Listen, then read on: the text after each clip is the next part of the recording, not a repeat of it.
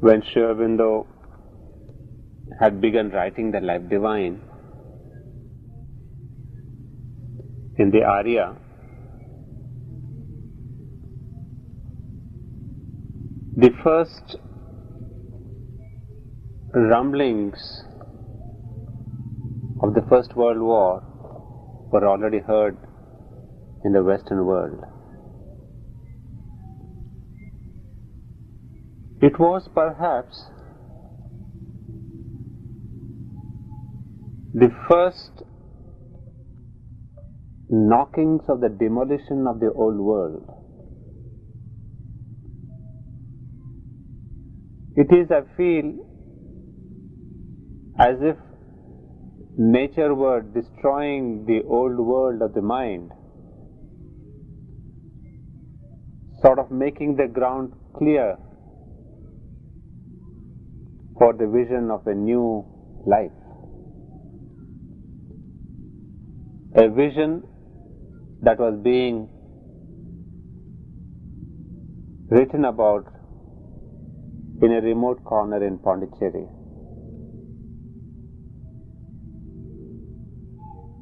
Well, you can see, while a kind of a darkness was spreading over the entire world, and most of you here must have read what Mother and Aurobindo have written regarding the two world wars, it's very obvious that on the occult level, a great battle was being prepared between forces of darkness and of light. And amidst this darkness and this battle, someone quietly sitting at a table, hardly known to the world, was creating a new vision of life. A new vision that would be based not on mind, but on a consciousness quite different and above mind. Well, it may seem a bit too early. Almost 85 years have gone by, but still we see not many people know Sri Aurobindo or his vision. But I suppose every new avatar comes almost, if I can say, centuries before and prepares the ground for the new. So, undisturbed by the world war and the forces, although as you know from Niruddha's talks and Puranaji's talks, Sri Aurobindo was taking reports of the day-to-day world war affairs. Still, he started with a new vision called the Life Divine. And this was a vision, as he would say in one of his letters. He says he wanted to create a new metaphysical vision of life. And that's very interesting, because I'll read out what he says exactly in a letter.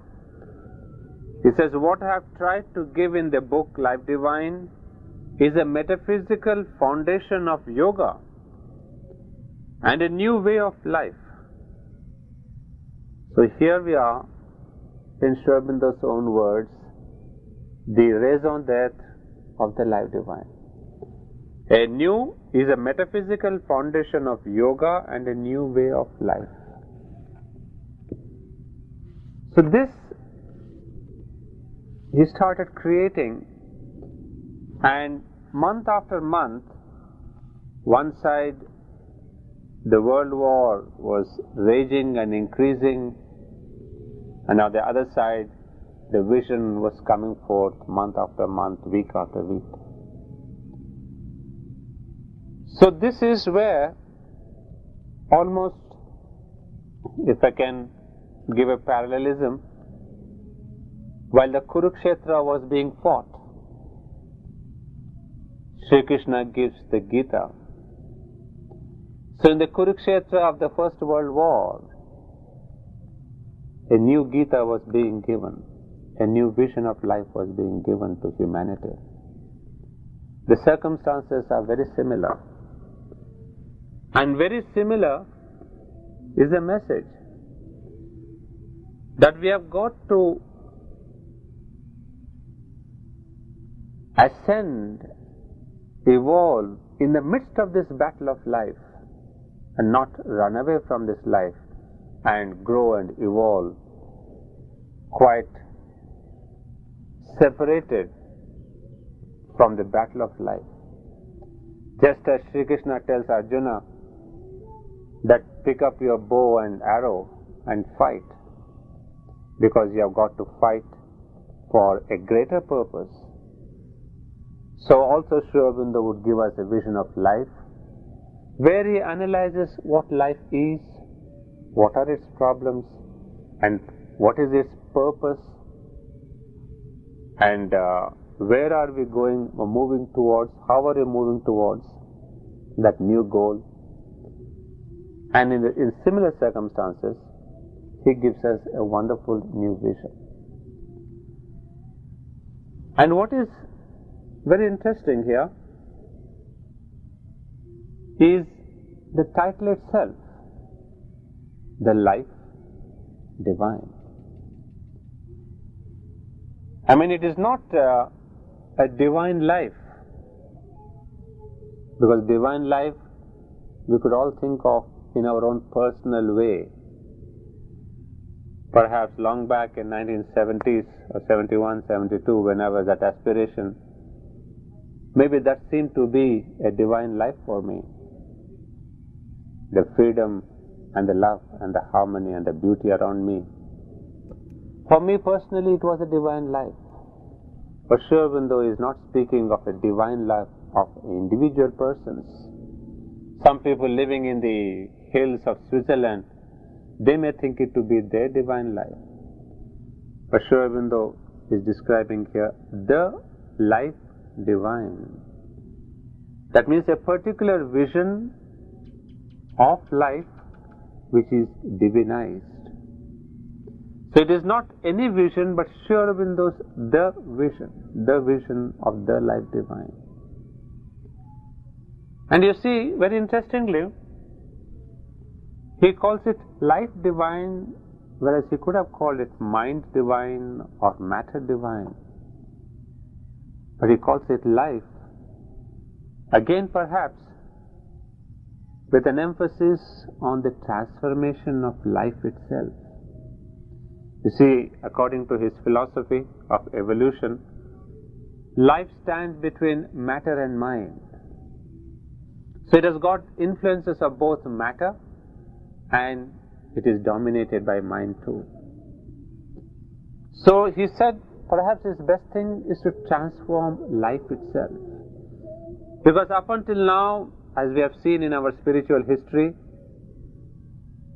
Vedas, Upanishads, Gita, etc., they have attacked mind. Great philosophies, great religions have had a kind of a impact on our mind. But hardly any philosophy till now changed life itself. So Sri Aurobindo was very emphatic that the change and the transformation must come on the life plane to begin with. And as we have the transformation in the life plane, we can have transformation on the mind and matter. And again, I would say the title Life Divine is important in the context of, in the Indian context, and which we will see in the very first chapter, where we have this great influence of asceticism, running away from life, thinking that life is a maya, is an illusion. So Sri Aurobindo kind of pulls back attention to life and not to the philosophy of a rejection of life. So everything is focusing on life plane, so that if we attack the life plane, the rest of the things get sorted out. So therefore we have a very fine significance of the title Life Divine itself.